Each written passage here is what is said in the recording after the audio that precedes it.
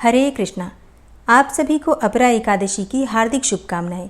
भगवान श्री हरि विष्णु और माता लक्ष्मी की कृपा सदैव आप और आपके समस्त परिवार पर बनी रहे। दोस्तों, आज है अपरा एकादशी।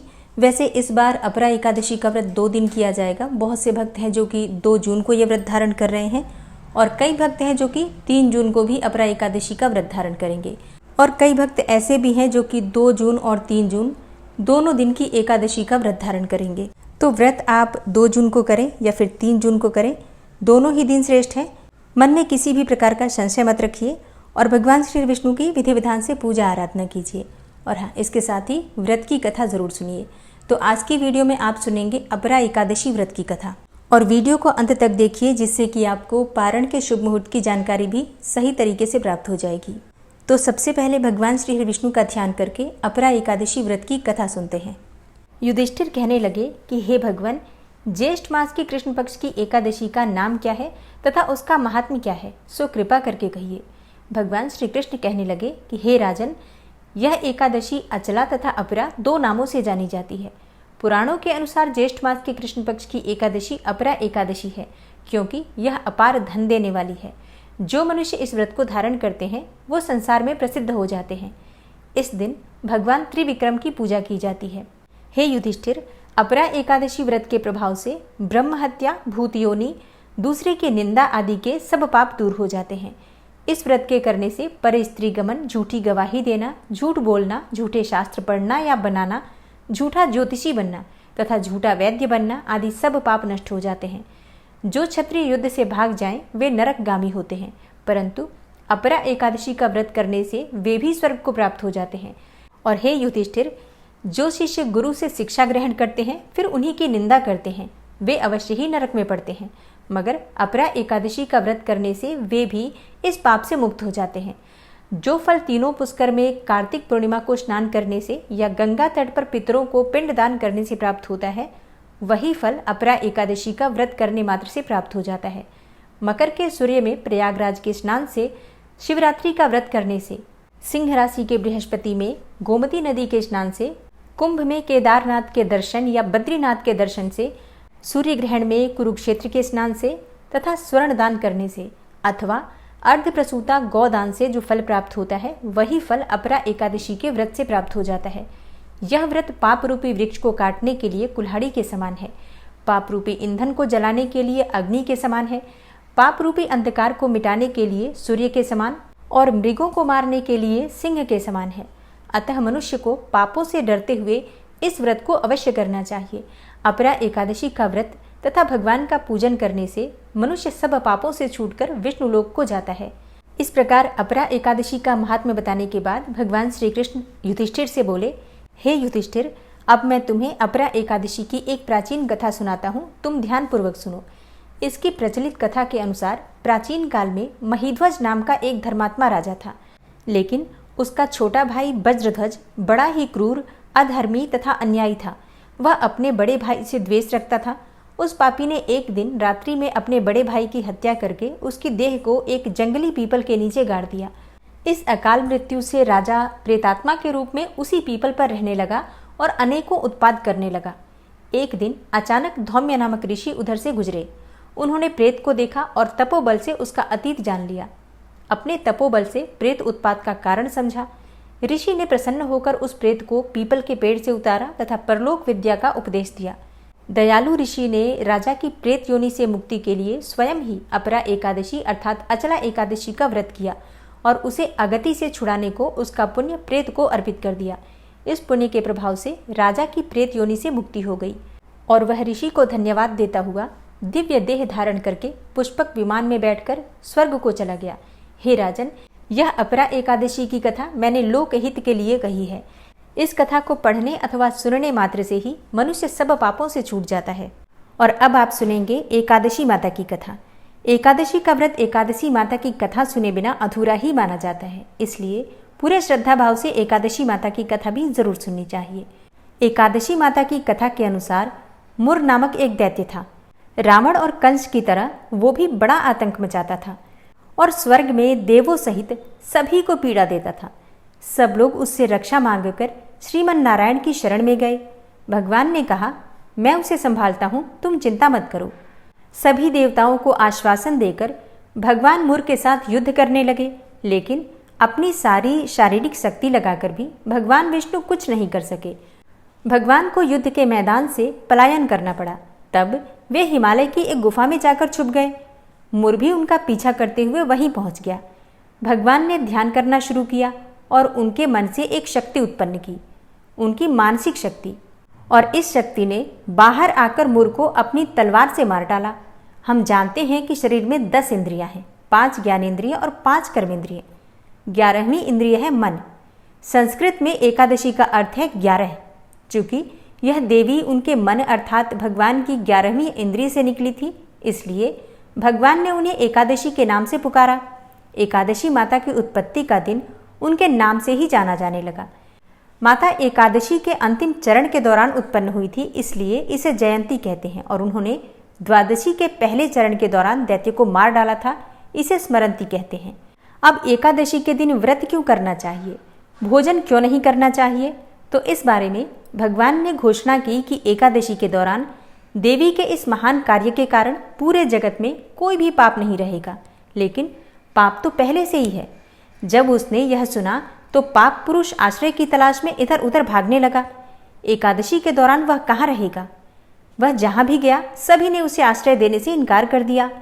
तब अंत में भोजन अर्थात अन्न एकादशी के दौरान उसे आश्रय देने के लिए सहमत हो गया। इसके बारे में एक श्लोक है, यानि कानि च पापानि ब्रह्महत्यादिकानि च अन्नमाश्रित्य सर्वाणि तिष्ठन्ति हरिवासरे अघम स केवलम भुंक्ते यो भुंक्ते हरिवासरे।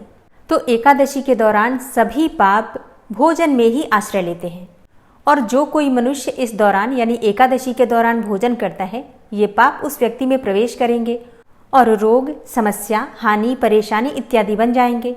इसलिए एकादशी के दिन व्रत धारण करना चाहिए। भगवान विष्णु ने कहा कि जो भी मनुष्य एकादशी के दिन व्रत धारण करेगा उसके समस्त पाप नष्ट हो जाएंगे और उसे अंत में विष्णुलोक की भी प्राप्ति होगी।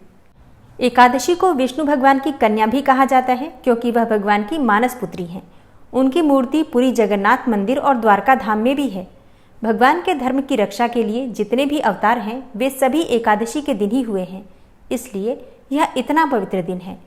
एकादशी व्रत का प्रभाव बताते हुए भगवान श्री कृष्ण ने धर्मराज युधिष्ठिर से कहा, गालव मुनि का भद्रशील नाम का एक पुत्र था। भद्रशील ने छोटी उम्र से ही एकादशी व्रत का पालन करना शुरू कर दिया। मुनि ने उन्हें ऐसा करने के लिए कभी नहीं कहा था। एक बार मुनि ने भद्रशील से पूछा कि उन्हें इस व्रत को करने को किसने कहा है। भद्रशील ने कहा कि मैं तो कई जन्मों से एकादशी का व्रत करता आ रहा हूँ। आमतौर पर किसी को भी अपना पिछला जन्म याद नहीं रहता। जब तक आप माँ के गर्भ में होंगे तब तक आपको पिछले जन्मों की याद रहेगी, लेकिन जन्म से ठीक पहले यह स्मृति मिट जाती है। लेकिन भद्रशील को पिछले जन्म की याद उस समय भी थी। यह एकादशी व्रत की शक्ति थी जिसका वे पालन करते थे। वे एक पूर्व जन्म में धर्मकीर्ति नामक राजा थे। धर्मकीर्ति बहुत क्रूर था, उसे कोई पसंद नहीं करता था। ऐसा कोई पाप नहीं था जो उसने नहीं किया हो। एक बार वह अपने सैनिकों के साथ शिकार पर गया। उसने एक हिरण को देखा और अपने सैनिकों को उस हिरण को चारों ओर से घेरने के लिए कहा। राजा ने कहा कि जो भी उस हिरण को भागने देगा उसका पूरा परिवार मार डाला जाएगा।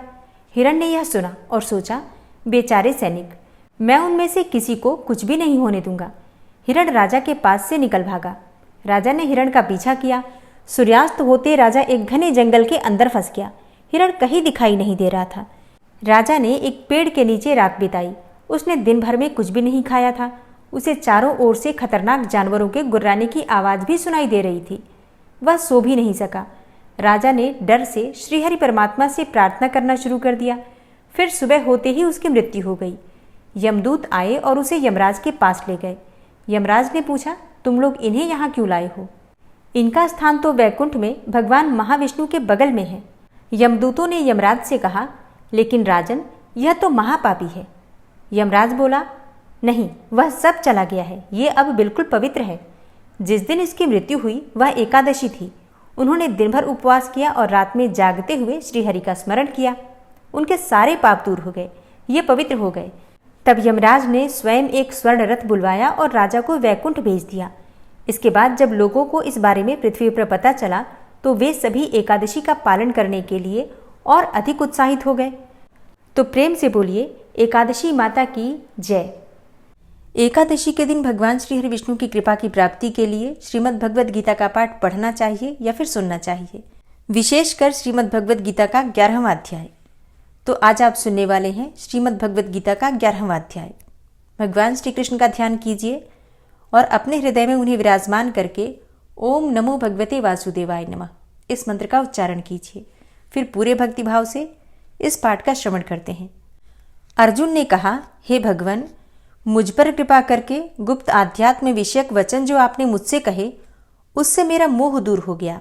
हे कमल नेत्र, मैंने जीव की उत्पत्ति, नाश और आपका अक्षय महात्मा आपके मुखारविंद से विस्तार पूर्वक सुना। हे पुरुषोत्तम, हे परमेश्वर, आपने जैसा वर्णन किया आपका वह रूप देखने की मेरी बड़ी प्रबल इच्छा है। तो हे योगेश्वर, हे मधुसूदन, आप यदि मुझे उसको देखने योग्य समझें तो अपना वह अव्ययी रूप भी मुझे दिखाइए। श्री भगवान ने कहा, हे पार्थ, नाना प्रकार के, नाना वर्णों के और नाना आकार में मेरे शत शत सहस्त्र सहस्त्र रूपों को देखो। हे भारत, तुम वसु, रुद्र, अश्विनी कुमार, मरुदगण और पहले कभी न देखे थे ऐसे आश्चर्य देखो। हे गुणाकेश, चराचर सहित यह जगत तथा जो देखना चाहो तुम यहाँ मेरी देह में देख लो, परंतु इन नेत्रों से तुम मुझे नहीं देख सकोगे, इसलिए मैं तुमको दिव्य नेत्र देता हूँ, उनसे मेरा दिव्य रूप देखो। संजय ने धृतराष्ट्र से कहा कि हे राजन, इस प्रकार श्री कृष्णचंद्र जी ने अर्जुन से कहा और दिव्य दृष्टि देकर अपना अलौकिक रूप दिखाया। उस विश्वरूप के अनेकों मुख, नेत्र और अद्भुत दृश्य थे और उसमें अनेकों सुंदर सुंदर आभूषण और आयुध सुसज्जित थे। देह पर दिव्य गंध और वस्त्र लगे थे। उस समस्त आश्चर्य में अनंत देव के सब और मुख दिखाई देते थे। आकाश में यदि हजारों सूर्यों की प्रभा एक साथ हो तो उस महात्मा की प्रभा की समता न कर सके। उस समय अर्जुन ने देवाधिदेव के शरीर में अनेकों प्रकार से विकल समस्त जगत को एकत्रित देखा। अर्जुन आश्चर्यचकित हो गया, शरीर रोमांचित हो गया।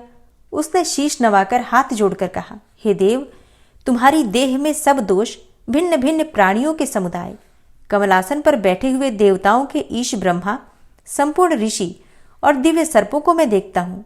हे विश्वेश्वर, तुम्हारे अनेकों भुज, अनेकों उदर, अनेकों मुख, अनेकों नेत्र हैं। तुम्हारा रूप अनंत है। तुम्हारे अंत तथा आदि को मैं नहीं देखता, किंतु समस्त विश्व में तुम्हारा रूप देखता हूँ।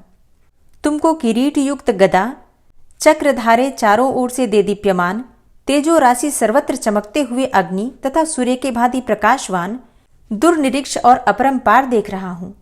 मेरे मत से तुम ही ब्रह्म, जानने की वस्तु, विश्व के महान आधार, नित्य सनातन, धर्म के रक्षक, पुराण पुरुष हो।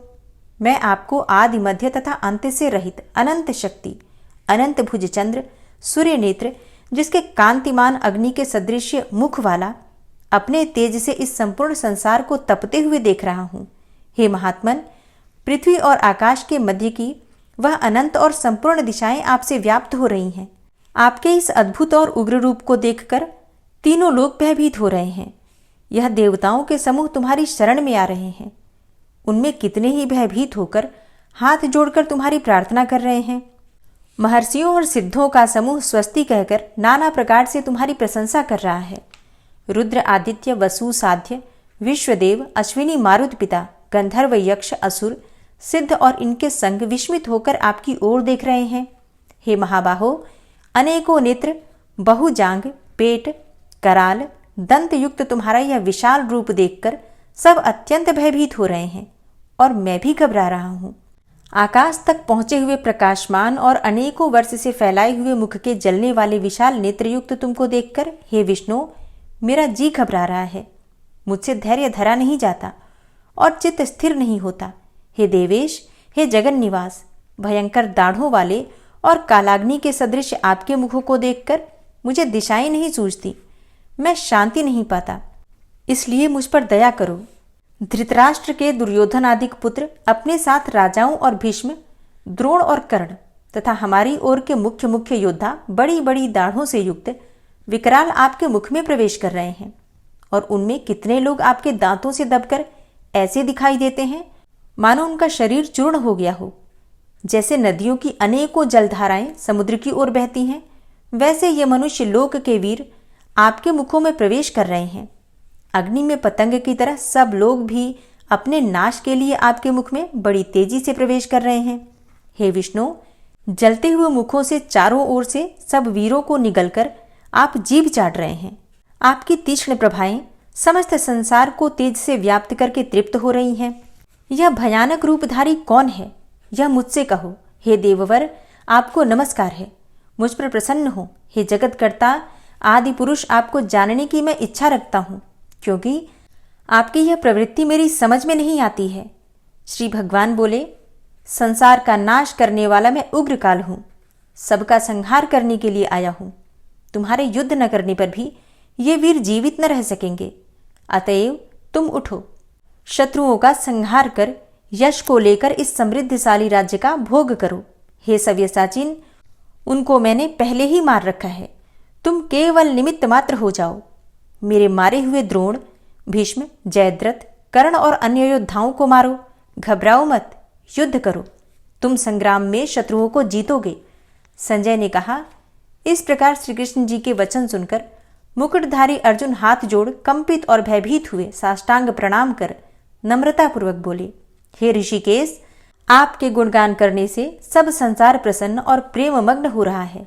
राक्षस डरकर दिशाओं की ओर भाग रहे हैं और सिद्ध आपको नमस्कार करते हैं, सो ठीक ही है। हे महात्मन, हे अनंत, हे देवाधिदेव, हे जगन्निवास, आप ब्रह्म से भी श्रेष्ठ हो। आपको देवता क्यों न नमस्कार करें। व्यक्त और अव्यक्त आप हो तथा इन दोनों से परे अक्षर भी आप हो। हे अनंत, आप आदिदेव हो, पुरातन पुरुष हो, विश्व के परम आधार हो, ज्ञाता और ज्ञेय हो, श्रेष्ठ स्थान आप हो, विश्व का विस्तार करने वाले भी आप ही हो। आप वायु, यम, अग्नि, वरुण, चंद्र, ब्रह्मा और ब्रह्मा जी के भी पिता हो। आपको नमस्कार है और बार बार आप ही को नमस्कार है। हे सर्वस्वरूप, आप अनंत वीर्यवान तथा अतुल पराक्रमी हो। आप जगत में व्याप्त हो, इसलिए स्वरूप हो। तुम्हारी महिमा को न जानकर मैंने तुमको अपना मित्र मानकर हे कृष्ण, हे सखे, ऐसे जो तिरस्कार से कहा, सो प्रमाद से अथवा स्नेह से हे अच्युत, तुमसे इन बोलों की क्षमा मांगता हूँ, जो कि परिहास से विहार, सोने, बैठने और भोजन के समय अकेले अथवा मित्रों के मध्य में तुम्हारा कभी अपमान किया है। तुम इस स्थावर जंगम रूप से पिता, पूज्य और महान गुरु हो। त्रिलोकी में भी तुम्हारे समान कोई नहीं है। तुमसे अधिक अतुल प्रभाव कहाँ से होगा। इसलिए हे ईश, तुमको शीश झुकाकर प्रणाम करता हूँ, मुझ पर कृपा करो। हे देव, जैसे पिता पुत्र के, मित्र मित्र के और प्रिय प्रिया के अपराध क्षमा करता है, वैसे ही तुम मेरे अपराध क्षमा करो। हे देव, पहले कभी नहीं देखा ऐसा आपका रूप देखकर मैं प्रसन्न हूँ और भय से मेरा मन व्याकुल भी है, इसलिए वही पहला रूप मुझे दिखाओ। और हे देवेश, हे जगन्निवास, आप प्रसन्न हो। हे सहस्त्रबाहु, हे विश्वमूर्ति, मैं फिर आपको वही किरीट, गदा, औश्र, हाथ में चक्र धारण किए हुए देखना चाहता हूँ। तब श्री कृष्ण भगवान ने कहा, हे अर्जुन, मैंने प्रसन्न होकर यह तेजोमय, अनंत, आद्य और विश्वरूप अपने योग के प्रभाव से तुमको दिखलाया है, जिसको तुम्हारे अतिरिक्त पहले किसी ने नहीं देखा था। हे पांडवों में श्रेष्ठ, मनुष्य लोक में तुम्हारे सिवाय कोई वेदों के अध्ययन, दान, अग्निहोत्र आदि और घोर तप करके भी यह रूप धारण किए मुझको नहीं देख सकता। मेरा ऐसा भयानक रूप देखकर तुम व्याकुल और मूढ़ न हो। भय त्याग कर प्रसन्न चित्त होकर फिर तुम मेरा वही रूप देखो। संजय ने कहा। इतना कहकर श्री कृष्ण जी ने फिर से चतुर्भुज रूप दिखलाया और सौम्य रूप धारण करके महात्मा ने अर्जुन को धीरज बंधाया। अर्जुन ने कहा, हे जनार्दन, आपके सौम्य दिव्य मंगल रूप को देखकर अब मैं प्रसन्न चित्त होकर स्वस्थता को प्राप्त हुआ। श्री कृष्ण जी बोले, हे अर्जुन, जो मेरा यह विश्वलय रूप तुमने देखा है, इसका दर्शन संभव नहीं है। देवता भी इस लय के दर्शन की आकांक्षा करते हैं।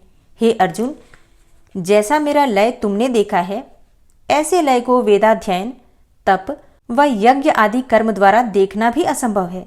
हे अर्जुन, हे परंतप, मेरा जो विश्वलय है, इसको मनुष्य अनन्य भक्ति के द्वारा जान सकते हैं और तत्व ज्ञान द्वारा इसमें लीन हो सकते हैं। हे अर्जुन, जो कोई मनुष्य मेरी ही भक्ति के लिए कर्म करते हैं, मुझे सर्वोत्तम मानते हैं, मुझ में भक्ति रखते हैं, सांसारिक संगी से मुख मोड़ चुके हैं, संपूर्ण प्राणी मात्र से वैर त्याग चुके होते हैं, वे ही मुझको प्राप्त हो सकते हैं। प्रेम से बोलिए जगत गुरु भगवान श्री कृष्ण की जय। एकादशी से एक दिन पहले दशमी तिथि के नियम का पालन किया जाता है। दशमी तिथि को शुद्ध और सात्विक भोजन लेना चाहिए। सूर्यास्त होने के बाद अन्न का और नमक का सेवन नहीं करना चाहिए, मतलब शाम को सूर्यास्त होने के बाद आपको भोजन नहीं करना है। ब्रह्मचर्य का पूर्ण रूप से पालन करना चाहिए और अगर संभव हो तो भूमि पर शयन करना चाहिए। एकादशी को ब्रह्म मुहूर्त में उठकर और नित्य कर्मों से निवृत्त होकर स्नान कर लीजिए। इसके बाद साफ स्वच्छ वस्त्र धारण करके भगवान सूर्यदेव को जल देकर और अपने घर के मंदिर में भगवान श्री विष्णु के सामने शुद्ध घी का दीपक जलाकर अपने व्रत का संकल्प ले लीजिए। इसके बाद आपका व्रत प्रारंभ हो जाता है। अब विधि विधान से भगवान श्री विष्णु की पूजा कर लीजिए, जैसे कि पंचामृत से अभिषेक करके और पीले वस्त्र उन्हें अर्पित कर दीजिए। पीले चंदन से भगवान श्री विष्णु का अभिषेक करके और पीले रंग के पुष्पों से उनकी पूजा कीजिए। पंचामृत का भोग भगवान को लगाना चाहिए। जो भी ऋतुफल आपके पास उपलब्ध हो भगवान को भोग स्वरूप अर्पित कर दीजिए। और भगवान श्री विष्णु को जो भी हम भोग अर्पित करते हैं उसमें तुलसी का पत्ता जरूर होना चाहिए, क्योंकि बिना तुलसी पत्ते के भगवान श्री विष्णु भोग स्वीकार नहीं करते। लेकिन एकादशी के दिन तुलसी के पत्ते तोड़े नहीं जाते हैं और ना ही तुलसी में जल दिया जाता है। ऐसे में एकादशी से एक दिन पहले यानी कि दशमी तिथि को तुलसी के पत्ते तोड़कर रख लीजिए और फिर वही पत्ते भगवान श्री विष्णु को भोग में अर्पित कर सकते हैं।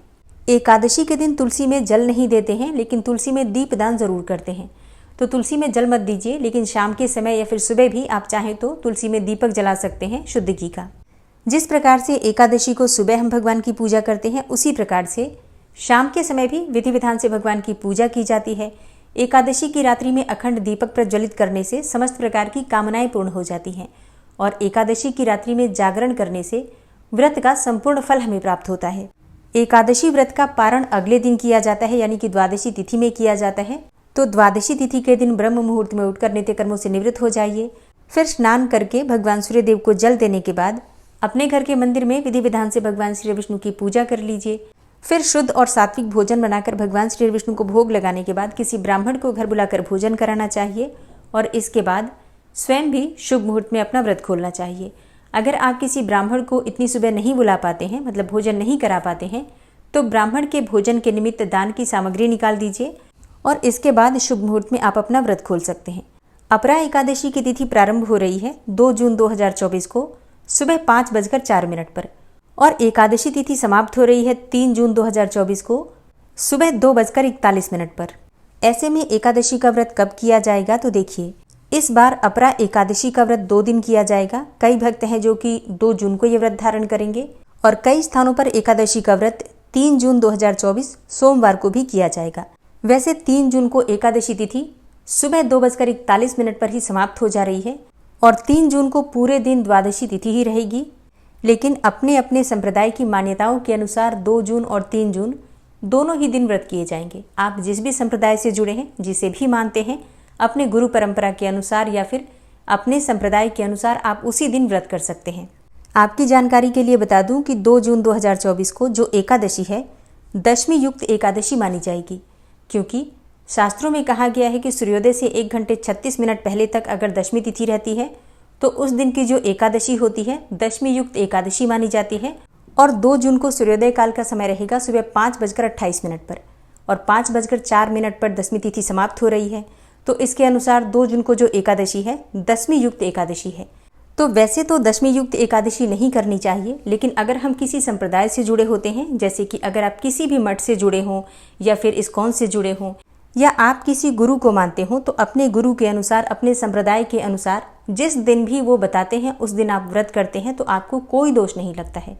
अब बात करें पारण के शुभ मुहूर्त के बारे में, तो देखिए द्वादशी तिथि में व्रत का पारण किया जाता है और द्वादशी तिथि प्रारंभ हो रही है 3 जून को सुबह 2:41 पर और समाप्त होगी 4 जून 2024 को रात्रि में 12:18 पर। मतलब 3 जून की ही देर रात्रि 12:18 पर द्वादशी तिथि समाप्त हो जाएगी। 3 जून को हरिवासर की समाप्ति का समय रहेगा सुबह 8:05 पर। और अगर आप 2 जून 2024 को एकादशी का व्रत कर रहे हैं तो व्रत का पारण आप 3 जून को करेंगे सुबह 8:05 से 9:30 तक और अगर आप 3 जून 2024 को यानी कि सोमवार के दिन एकादशी का व्रत कर रहे हैं तो व्रत का पारण आप 4 जून को करेंगे।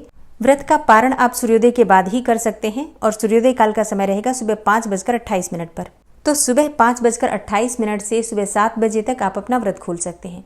कोशिश कीजिए जब आप 3 जून को व्रत धारण कर रहे हैं तो 4 जून को जितनी जल्दी हो सके अपने व्रत का पारण कर लीजिए। एक और चीज़, अगर आप 3 जून 2024 को व्रत कर रहे हैं एकादशी का, तो व्रत का पारण जो आपका होगा वो त्रयोदशी तिथि में होगा, इसलिए जितनी जल्दी हो सके व्रत खोलने का प्रयास कीजिए। एक और प्रश्न आता है कि क्या हम दोनों दिन की एकादशी का व्रत धारण कर सकते हैं? जैसे कि इस बार 2 जून और 3 जून 2 दिन की एकादशी मानी जाएगी, तो कई भक्तों के मन में संशय होता है कि किस दिन करें किस दिन ना करें, कौन सा करना ज़्यादा श्रेष्ठ होता है। ऐसे में कई भक्तों की इच्छा होती है कि वो दोनों दिन की एकादशी कर लें। जी हाँ, बिल्कुल कर सकते हैं, ये अत्यंत ही श्रेष्ठ होगा। अगर आप चाहें तो 2 जून और 3 जून दोनों दिन की एकादशी कर सकते हैं और फिर 4 जून को अपना व्रत खोल सकते हैं। और जो भक्त 2 जून को एकादशी का व्रत कर रहे हैं उन्हें 1 जून 2024 को दशमी तिथि के नियम का पालन करना पड़ेगा। और जो भक्त 3 जून को एकादशी का व्रत करेंगे वो 2 जून 2024 को दशमी तिथि के नियम का पालन करेंगे। और जो भक्त दोनों ही दिन की एकादशी का व्रत धारण कर रहे हैं, जैसे कि 2 जून को भी व्रत कर रहे हैं फिर 3 जून को भी करेंगे, तो उन्हें दशमी तिथि के नियम का पालन 1 जून 2024 को करना पड़ेगा। ठीक है, तो दशमी तिथि के नियम का ध्यान रखिएगा, क्योंकि दशमी तिथि के नियम का पालन करने के बाद ही हम एकादशी का व्रत करते हैं। इस बार तुलसी का पत्ता शनिवार को ही तोड़कर रख लीजिएगा, क्योंकि रविवार को आप तुलसी के पत्ते तोड़ नहीं सकते हैं और रविवार को तुलसी में जल भी नहीं दे सकते हैं। तुलसी में जल भी आप शनिवार को ही दे दीजिए अच्छी तरीके से, और फिर तुलसी के पत्ते भी तोड़कर रख लीजिए। तो दोस्तों, ये है आज की वीडियो। उम्मीद करती हूँ आपके लिए उपयोगी होगी। मिलती हूँ मैं आपसे अगली वीडियो में, तब तक के लिए जय श्री राधे।